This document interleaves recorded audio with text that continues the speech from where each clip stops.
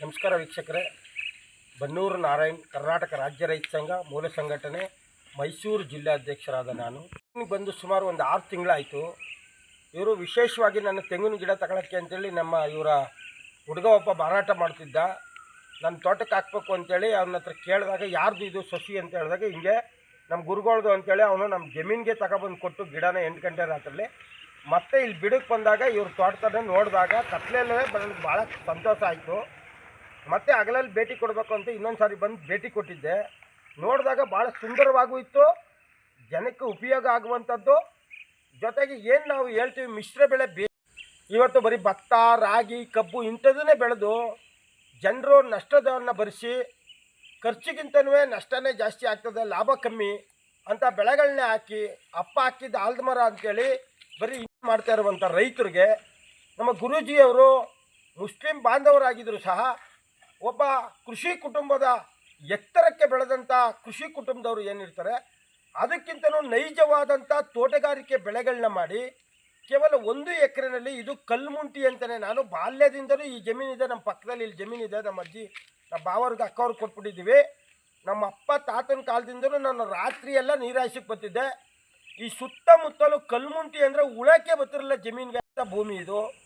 ಆ ಭೂಮಿನಲ್ಲಿ ಬಂಗಾರದ ಮನುಷ್ಯದಲ್ಲಿ ಪಿಕ್ಚರ್ಲಿ ಹೆಂಗೆ ತೆಗ್ದವ್ರೆ ಆ ರೀತಿಯಲ್ಲಿ ಆ ಕಲ್ಲುಗಳನ್ನೆಲ್ಲ ತೆಗೆದು ಇವರು 350 ಲೋಡನ್ನ ಮಣ್ಣು ಹೊಡೆದು ಈ ರೀತಿಯಲ್ಲಿ ತೋಟಗಾರಿಕೆಯಲ್ಲಿ 200 ಬೆಳೆಗಳನ್ನ ಹಾಕಿ ಹೆಚ್ಚಿನ ಯಶಸ್ಸು ಕಂಡಿರೋದು ನೋಡಿದ್ರೆ ನಿಜಕ್ಕೂ ನಮ್ಮ ಬನ್ನೂರು ಭಾಗ ಜನರು ಒಮ್ಮೆ ಭೇಟಿ ಕೊಟ್ಟು ಅವರ ರೀತಿಯಲ್ಲಿ ಕೃಷಿ ಮಾಡೋದ್ರಿಂದ ಕನಿಷ್ಠ 10 ಕುಂಟೆ 20 ಕುಂಟೆಗೆ ಈ ರೀತಿ ಕೃಷಿ ಮಾಡೋದ್ರಿಂದ ವರ್ಷ 9 ಕಾಲನೂ ಕೂಡ ಆದಾಯವನ್ನು ಗಳಿಸ್ಬೋದು. ಯಾಕೆಂದರೆ ಈ ಕೃಷಿಯಲ್ಲಿ ಒಂದೊಂದು ಋತುಮಾನಗಳಿಗೆ ಒಂದೊಂದು ರೀತಿಯಂಥ ಹಣ್ಣು ಬಿಡುವಂಥ ಗಿಡಗಳು ಇಲ್ಲಿದ್ದಾವೆ. ಕೆಲವು ಕಾಲದಲ್ಲಿ ಮಾವು ಬಿಡ್ತದೆ, ಇನ್ನೊಂದು ಕಾಲದಲ್ಲಿ ಸೀಬೆ ಬಿಡ್ತದೆ, ಇನ್ನೊಂದು ಕಾಲದಲ್ಲಿ ಸಪೋಟ ಬಿಡ್ತದೆ, ಕಿತ್ತಳೆ ಬಿಡ್ತದೆ, ಮೂಸಂಬೆ ಬಿಡ್ತದೆ, ಸೇಬು ಬಿಡ್ತದೆ.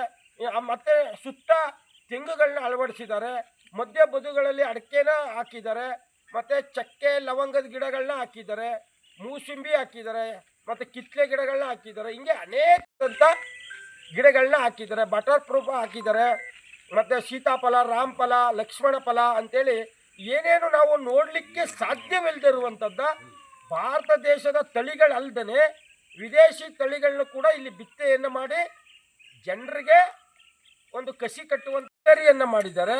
ಜೊತೆಗೆ ಅವರು ಸ್ವಂತ ಬೆಳೆಗಳನ್ನ ಮಾಡಿ ಈಗಾಗಲೇ 2 ವರ್ಷ 1.5 ವರ್ಷ ಗಿಡಗಳು ಬೆಳೆಗಳನ್ನ ಕೊಡ್ತಾ ಇದ್ದಾವೆ, ಫಸಲುಗಳನ್ನ ಕೊಡ್ತಾ ಇದ್ದಾವೆ.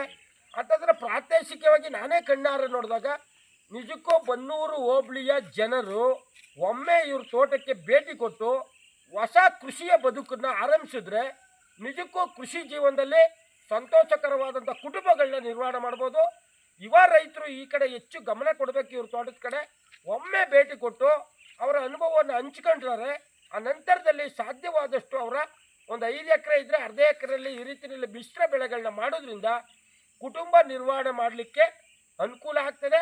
ಮತ್ತು ವಲಸೆ ಹೋಗಿ 10,000 15,000 ರೂಪಾಯಿ ಇವರೇ ಒಂದು ತಿಂಗಳಿಗೇ 25,000 ರೂಪಾಯಿ ದುಡಿಯಂಥ ಒಂದು ನ್ಯಾಚುರಲ್ ಫಾರ್ಮಿಂಗ್ ಆಫ್ ತೋಟಗಾರಿಕೆಯನ್ನು ನಮ್ಮ ತಾಕುಗಳಲ್ಲೇ ನಾವೇ ಮಾಡ್ಕೋಬೋದು ಅಂತ ನನ್ನ ಅನಿಸಿಕೆ ಇದೆ. ಹಾಗಾಗಿ ಯುವ ರೈತರು ಈ ಕಡೆ ಗಮನ ಕೊಟ್ಟು ಹೆಚ್ಚಿನ ಪ್ರಮಾಣದಲ್ಲಿ ಈ ವಿಡಿಯೋ ನೋಡಿದವರು ಹೆಚ್ಚಿನ ಸಂಖ್ಯೆಯಲ್ಲಿ ಬೇರೆಯವ್ರಿಗೆ ಕಳಿಸಿ ಯಾರು ಸಾಧ್ಯವಾಯ್ತದೆ ಅವ್ರು ಬಂದು ವೀಕ್ಷಣೆ ಮಾಡಲಿ ಮತ್ತು ಈ ರೀತಿಯಲ್ಲಿ ಬೆಳೆಗಳನ್ನ ಮಾಡಲಿ ಅಂತ ನಾನು ಆಶಿಸ್ತೀನಿ. ಎಲ್ಲ ರೈತ ಬಾಂಧವರಿಗೂ ಒಳ್ಳೆಯದಾಗಲಿ. ನಮಸ್ಕಾರ ವೀಕ್ಷಕರೇ. ಇವತ್ತು ನಾವು ಬನ್ನೂರು ಹೋಬಳಿಯ ಪಕ್ಕದಲ್ಲಿರ್ತಕ್ಕಂಥ ಶೇರಪತಳ್ಳಿ ಗ್ರಾಮದ ನಮ್ಮ ಮುಸ್ಲಿಂ ಬಾಂಧವರಾದಂಥ ಗುರೂಜಿ ಅಂತಲೇ ಹೆಸರುವಾಸಿಯಾಗಿರ್ತಕ್ಕಂಥ ಅವ್ರ ತೋಟಕ್ಕೆ ಬಂದಿದ್ದೀವಿ. ಅವರು ಕನಿಷ್ಠ 1 ಎಕರೆ ಭೂಮಿನಲ್ಲಿ ಕನಿಷ್ಠ 200 ಥರದ ಬೆಳೆಗಳನ್ನ ಹಾಕಿದ್ದಾರೆ, ತೋಟಗಾರಿಕೆ ಬೆಳೆಗಳನ್ನ. ಇದೊಂದು ವಿಶೇಷತೆ. ಬನ್ನೂರು ಹೋಬಳಿನಲ್ಲೇ ಯಾರೂ ಕೂಡ ಮಾಡ್ದೇ ಇರತಕ್ಕಂಥ ಸಾಧನೆಯನ್ನು ಒಬ್ಬ ಮುಸ್ಲಿಂ ಬಾಂಧವರಾಗಿ ಮುಸ್ಲಿಂ ರೈತರಾಗಿ ಮಾಡಿದ್ದಾರೆ. ಇದರ ಅರ್ಥ ಏನು ಅಂದರೆ ಭೂಮಿ ಬೆಳೆ ಜನಾಂಗ ಯಾರೇ ಆಗಿದ್ರೂ ಸಹ ಯಾರು ದುಡಿತಾರೆ ಭೂಮಿನಲ್ಲಿ, ಯಾರು ಅದರ ಕಸುಬನ್ನು ಮಾಡ್ತಾರೆ ಅವ್ರಿಗೆ ಅಚ್ಚುಕಟ್ಟಾಗಿ ಅಂದರೆ ಬೆಳೆ ಬರ್ತದೆ. ಅದಕ್ಕೆ ನಮ್ಮ ಗುರೂಜಿಯೇ ಕಾರಣ.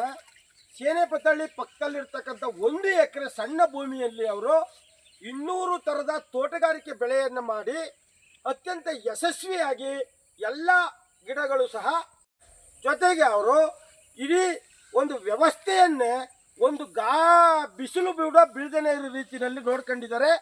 ಒಂದು ಪಕ್ಕದ ಅಡಿನಲ್ಲಿ ಇನ್ನೊಂದು ಬೆಳೆ, ಇನ್ನೊಂದು ಪಕ್ಕದ ಅಡಿನಲ್ಲಿ ಇನ್ನೊಂದು ಬೆಳೆ. ಹಾಗಾಗಿ ಈ ದೇಶದ ಬೆಳೆಗಳೇ ಅಲ್ಲ, ಬೇರೆ ಬೇರೆ ದೇಶದ ಬೆಳೆಗಳನ್ನು ಸಹ ಇಲ್ಲಿ ಪ್ರಾದೇಶಿಕೆಯಾಗಿ ಮಾಡಿ ಪ್ರಾಯೋಗಿಕವಾಗಿ ಸಕ್ಸಸ್ ಆಗಿದ್ದಾರೆ. ವಿಶೇಷವಾಗಿ ಏನು ನಮ್ಮ ಜಮ್ಮು ಕಾಶ್ಮೀರಲ್ಲಿ ಬೆಳೀತಾರೆ ಸೇಬನ್ನ, ಅಂಥ ಸೇಬನ್ನು ಕೂಡ ಇಲ್ಲಿ ಬೆಳೆಯುವ ಪ್ರಯತ್ನವಾಗಿದೆ.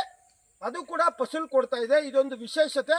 ಮತ್ತು ಈ ಭಾಗದ ಬನ್ನೂರು ಭಾಗ ಅಲ್ಲ, ಇಡೀ ಮೈಸೂರು ಜಿಲ್ಲೆಯಲ್ಲಿ ಯಾರಾದರೂ ಈ ಬೆಳೆಗಳು ಬೇಕು ಅಂದರೆ ಅವ್ರನ್ನ ಸಂಪರ್ಕ ಮಾಡ್ಬೋದು. ಬನ್ನೂರಿಂದ ಕೇವಲ 2 ಕಿಲೋಮೀಟರ್ ವ್ಯಾಪ್ತಿನಲ್ಲಿ ಇವ್ರ ತೋಟ ಇರ್ತದೆ. ಇವರ ಫೋನ್ ನಂಬರ್ ಕೂಡ ನಾವು ಮೀಡಿಯಾದಲ್ಲಿ ಸಂಪರ್ಕಕ್ಕೆ ಹಾಕ್ತೀವಿ.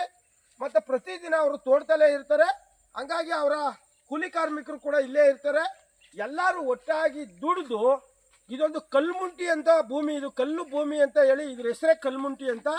ಈ ಭೂಮಿನಲ್ಲಿ ಅವರು ಒಂದು ಭಗೀರಥ ರೀತಿಯಲ್ಲಿ ಯಶೋಗತೆಯನ್ನು ಮಾಡಿ ಒಂದು ದೊಡ್ಡ ಮಟ್ಟದ ಆಂದೋಲನವನ್ನು ಆರ್ಟಿಕಲ್ಚರ್ನಲ್ಲಿ ಮಾಡಿ ಒಳ್ಳೆ ಬೆಳೆಗಳನ್ನ ತೆಗೆದಿದ್ದಾರೆ. ಸೀಬಿ, ಸಪೋಟ, ಸೀತಾಫಲ, ರಾಮಫಲ ಮತ್ತು ತೆಂಗು, ಮೂಸಂಬಿ, ಅಡಕೆ, ಏಳಕ್ಕೆ ಆಗದೆ ಇರುವಂಥಷ್ಟು ಯಾಲಕ್ಕಿನೂ ಜೊತೆಗೆ ಬೆಳೆದಿದ್ದಾರೆ. ಹಂಗೆ ಮಾಗನಿ ಮತ್ತು ತೋಟಗಾರಿಕೆ ಬೆಳೆಯಲ್ಲಿ ಬೃಂದಾವನ ಏನು ಮಾಡ್ತಾರೆ, ಮನೆಗಳಿಗೆ ಬೃಂದಾವನ ಮಾಡ್ತಾರೆ, ಗಿಡಗಳನ್ನ ಕೂಡ ಬೆಳೆದಿದ್ದಾರೆ. ಅವರು ಯಶಸ್ವಿ ಆಗಿರೋದು ನಿಜಕ್ಕೂ ಆಶ್ಚರ್ಯಕರ ಅಂತ ಆದರೂ ಸಹ ಸತ್ಯಕ್ಕೆ ಹತ್ತಿರವಾದದ್ದು. ಯಾರಾದರೂ ಪ್ರಾತ್ಯಕ್ಷಿಕೆಯನ್ನು ನೋಡಬೇಕು ಅಂದರೆ ಈ ಬನ್ನೂರು ಹೋಬಳಿ ಸೇನೆಪತ್ತಳ್ಳಿ ಪಕ್ಕದಲ್ಲಿರ್ತಕ್ಕಂಥ ಅವ್ರ ಜಮೀನಿಗೆ ಬಂದು ನೋಡಿ. ಅವರು